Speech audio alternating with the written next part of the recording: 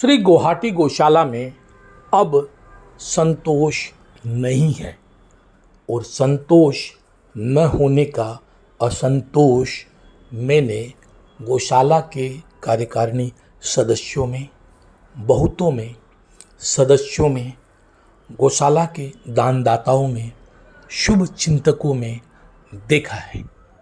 सबको लगता है कि जिस तरह से संतोष यानी कि संतोष शर्मा की विदाई हुई है अनसेरेमोनियसली, वैसे नहीं होनी चाहिए थी। शायद उनकी 45 वर्षों की सेवा के साथ न्याय नहीं हुआ है।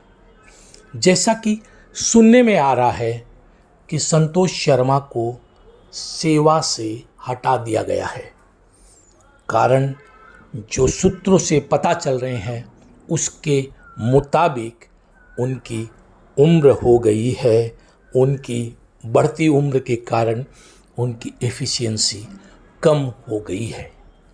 यह गुवाहाटी गौशाला के आंतरिक प्रबंधन का मामला अवश्य हो सकता है, किंतु गुवाहाटी गौशाला एक सामाजिक संस्था है, मारवाड़ी समाज की संस्था है। जिस मारवाड़ी समाज की संस्था या विभिन्न संस्थाओं ने सेवा को ही अपना प्रधान लक्ष्य रखा है, उस संस्था के साथ जुड़कर 45 वर्षों तक अपनी सेवा देने वाले किसी के मित्र संतोष, किसी के संतोष भाई जी, किसी के संतोष चाचा जी को बिना किसी औपचारिकता के, बिना किसी लिहाज के सेवा से बाहर कर देने का धक्का, दुख शायद अधिकांश लोग महसूस कर रहे हैं।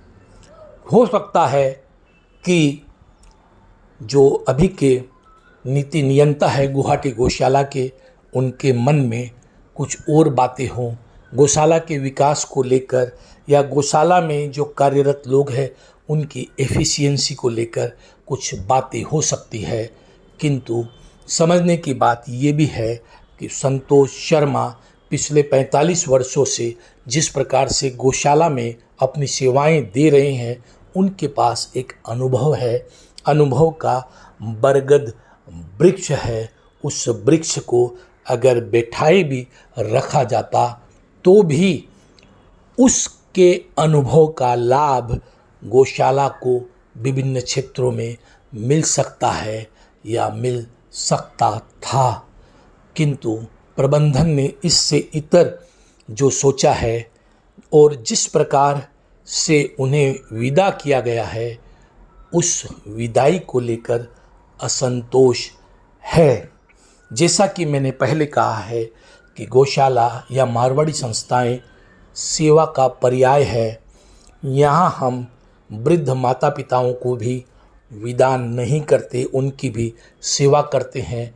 दुकान में काम करने वाले मुनीम जी को भी देखते हैं, बूढ़े पंडित जी को भी आदर देते हैं, भले ही उनका बेटा या अन्य हमारे यहाँ नियुक्त हो, ज़्यादा एफिशिएंट हो। जहाँ तक संतोष जी की सेवाओं की बात है तो संतोष जी गौशाला में हर किसी के साथ घुले मिले थे। बाहर से आने वाले व्यक्ति को जो रेस्पॉन्स संतोष जी देते थे, शायद दूसरे स्टाफ के साथ वहाँ वो संपर्क और संबंध न बन पाया। वैसा रिस्पॉन्स किसी को नहीं मिलता। मुस्कुराते हुए वे लोगों की शिकायतें भी सुनते हैं और मुस्कुराते हुए उसे दूर करने की चेष्टा करते हैं।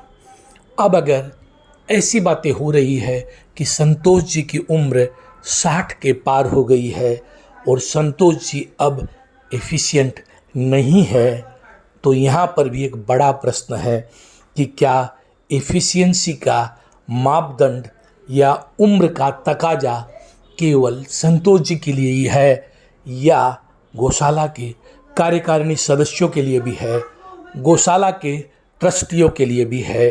80 पार कर चुके भी कुछ ट्रस्टी है, अधिकांश ट्रस्टी 60 और 65 को पार कर चुके हैं।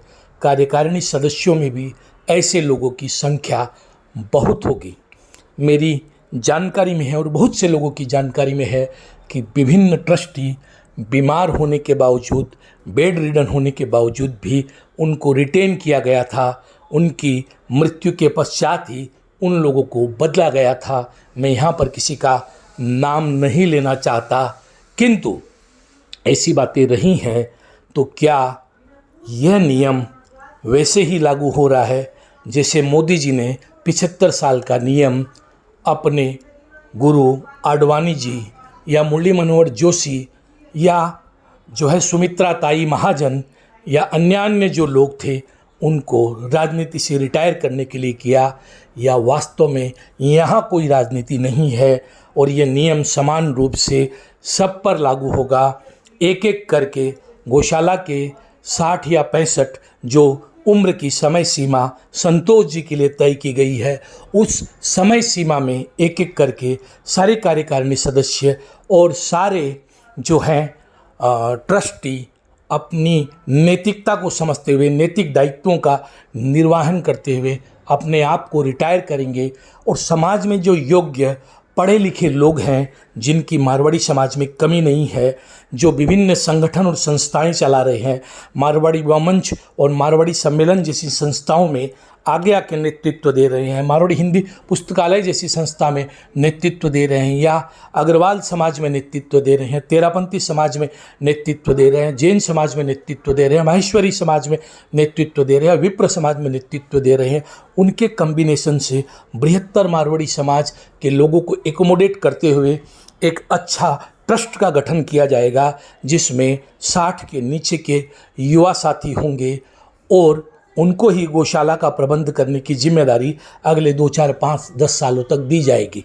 अगर ये नियम सभी ट्रस्टी स्वयं पर भी लागू करते हैं तो वास्तव में यह एक नैतिक नियम है। हालांकि इसके बावजूद भी संतोष जी का ख्याल रखा जाना चाहिए, उनकी सेवाओं का वैसे ही ख्याल रखा जाना चाहिए जैसे किसी बुजुर्ग और वरिष्ठ ट्रस्टी को सम्मान गौशाला में दिया जाता है। संतोष जी की आर्थिक चिंताओं का भी ध्यान कहीं न कहीं गौशाला को रखना चाहिए, क्योंकि हम सामाजिक और सेवा प्रधान संस्था चलाते हैं।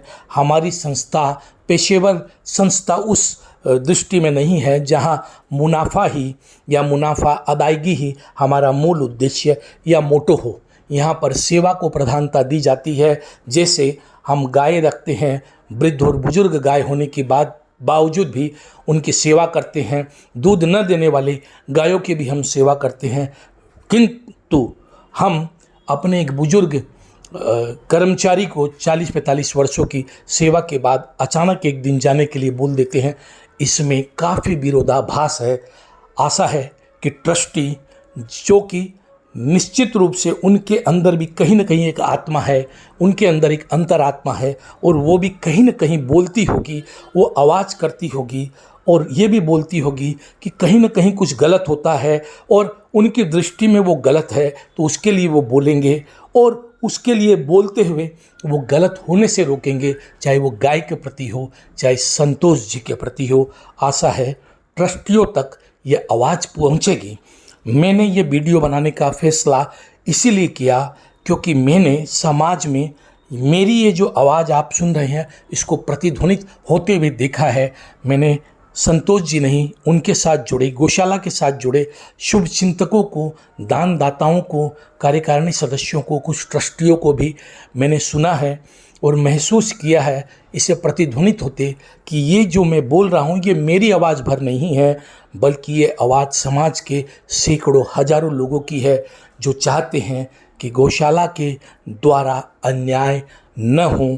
ट्रस्टी सुने गौशाला के शुभ चिंतकों की आवाज़, कार्यकारिणी सदस्यों की आवाज़, जो हो सकता है कि उनके सामने किंचित कारणों से ये बात न पहुंचा पाए हो, मैं जरिया बना हूं, किंतु वो सुने, समझे ये जो प्रतिध्वनित हो रही है बात कि कहीं न कहीं संतोष जी के साथ अन्याय हो गया है, ठीक करे, सुधारे, इसे न्याय की बात सुने और न्याय करे। अपनी अपनी अंतरात्मा में झांके और अपनी अपनी अंतरात्मा की बात सुने, क्योंकि कहीं न कहीं कभी न कभी हमें जवाब देना होगा, यह लोक में नहीं तो परलोक में। यह निश्चित हम कर्म के सिद्धांतों को मानते हैं, या फिर जैसा कि मुंशी प्रेमचंद ने कहा है कि बड़े लोगों में कोई दोष नहीं होता, कोई बुरा माने तो माने, वे सभी देवता होते हैं, एब केवल छोटे लोगों में होता है। और अगर इस लिहाज से यहाँ के ट्रस्टियों ने, प्रबंधन ने अगर संतोष को सिर्फ एक काम करने वाला कर्मचारी ही मानकर, एक छोटा व्यक्ति मानकर उसमें सारे ऐब ढूंढ लिए, तो फिर तो कहने की कोई बात ही नहीं है।